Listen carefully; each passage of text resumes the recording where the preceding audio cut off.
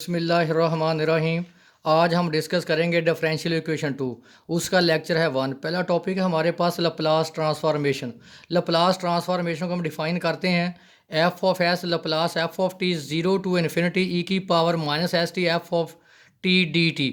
यहाँ अगर आप देखें तो हमारे पास जो वेरिएबल है वो वेरिएबल हमारे पास यहाँ काम कर रहा है टी। अब आप देखें एक्सपोनेंशियल फंक्शन की तरफ, आप देखें यहाँ टी है, टी के साथ जो मल्टीपल होगा, यहाँ देखें मल्टीपल एस है तो हम इसको लिखेंगे एफ ऑफ एस।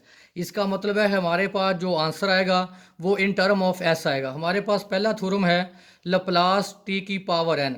यहाँ देखें टी हमारे पास पोलिनोमियल है, पोलिनोमियल की पावर यहाँ पे एन है।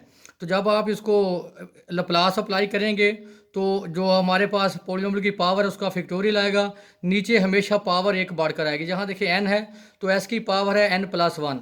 By definition of Laplace transformation, Laplace transformation की डेफिनेशन अप्लाई करें, Laplace F of T zero to infinity e की power minus S T F of T D T. Compare करें, हमारे पास जो फंक्शन है वो एफ ऑफ टी है टी की पावर एन। देखें यहाँ एफ ऑफ टी है, वहाँ पुट करेंगे टी की पावर एन। इसको बेटा हम इंटीग्रेट करेंगे बाई पार्ट्स। पोलिनोमियल को बेटा फर्स्ट फंक्शन लेंगे, एक्सपोनेंशियल को सेकंड फंक्शन लेंगे। Integration by parts, first function as it integration of second function minus whole integral first का डेरिवेटिव सेकंड की इंटीग्रेशन। जब हम यहाँ लिमिट अप्लाई करेंगे तो आप देखें ये मैंने लिखा limit t approaches to infinity t की पावर एन ई की पावर एस टी। अब आप देखें हमारे पास जो फॉर्म आ रही वो इन्फिनिटी ओवर इन्फिनिटी फॉर्म है। जब इन्फिनिटी ओवर इन्फिनिटी फॉर्म हो तो हम लॉपिटर रूल अप्लाई करते हैं। अब इस जो सारे की सारा जो फंक्शन है ये डिपेंड करता है पोलिनोमियल पे, यानी टी की पावर एन पे। अगर आप देखें हमारे पास यहाँ पोलिनोमियल की जो पावर है वो एन है, इसका मतलब है हम इसको एन टाइम इसको डेरिवेट लेंगे, यानी एन टाइम इसको डिफरेंशिएट करेंगे तो ये बड़ा हमारे पास आएगा। जब हम इसको एन टाइम डिफरेंशिएट करेंगे तो ये आएगा N into N minus one N minus two up to सॉन वन ओवर ई की पावर एस टी।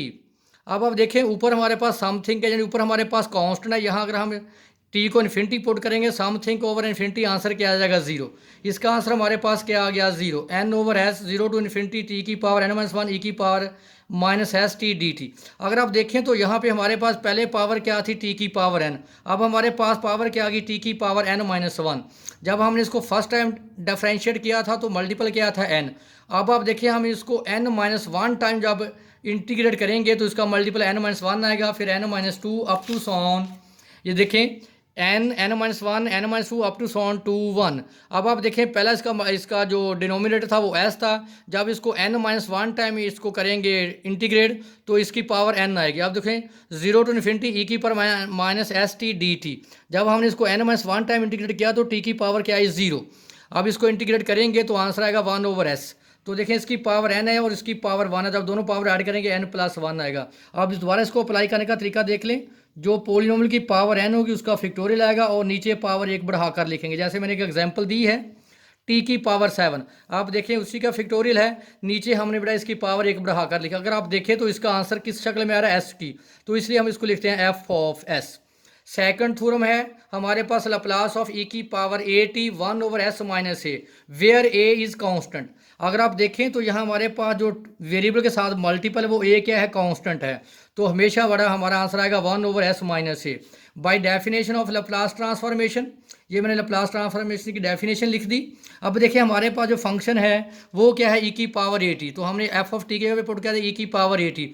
दोनों की बेस सेम है तो पावर्स को हमने ऐड कर दिया। अब हमने इसको इंटीग्रेट कर दिया, तो अब लिमिट अप्लाई करेंगे तो आप इन्फिनिटी अप्लाई करेंगे तो जीरो आएगा, जीरो अप्लाई करेंगे तो वन आएगा, तो ये नेगेटिव नेगेटिव क्या हो गया पॉजिटिव। इसको अप्लाई करने का तरीका देख लें, हमारे पास लप्लास है ई की पावर ए टी।